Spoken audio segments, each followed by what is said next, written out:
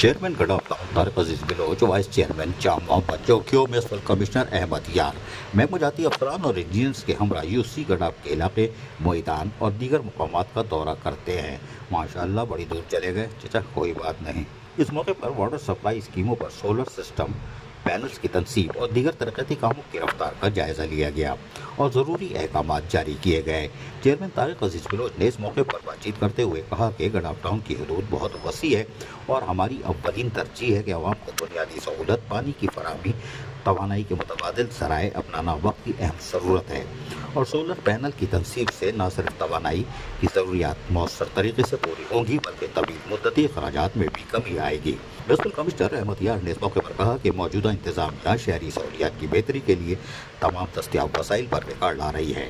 انہوں نے اس موقع پر موجود افسران اور انجینئرز کو ہدایت دی کہ منصوبے کے معیار پر کسی قسم کا سمجھوتہ نہ کیا جائے اور نہ ہم کریں گے۔ کوئی غفلت کا مرتکب ہوا تو فوری کارروائی عمل میں لاؤں گا اور تمام کام مقررہ وقت میں مکمل دیکھنا چاہتا ہوں۔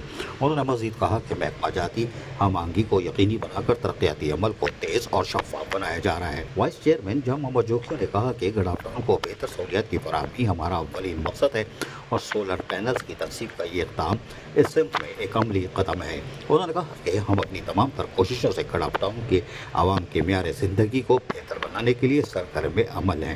اس موقع پر سپرنٹینڈنگ انجینئر BNR فرمان علی لاشاری، سپرنٹینڈنگ انجینئر MD نور علی جمالی، ڈائریکٹر پراپرٹی سہیل یار خان، AEE وسیم آرائی، XCN مہران ملک، سب انجینئر مرتضیٰ درس اور کونسل ممبر دانش فرفت اور دیگر بھی موجود تھے۔ عزیز عارف، KBS بلدیاتی نیوز کراچی۔ ایسی ہی خوبصورت ویڈیوز فیوچر میں حاصل کرنے کے لیے ریڈ بٹن پر کلک کر کے اور بیل آئیکن کو پریس کر کے ہم سب کے سبسکرائبر بننا مت بھولیے۔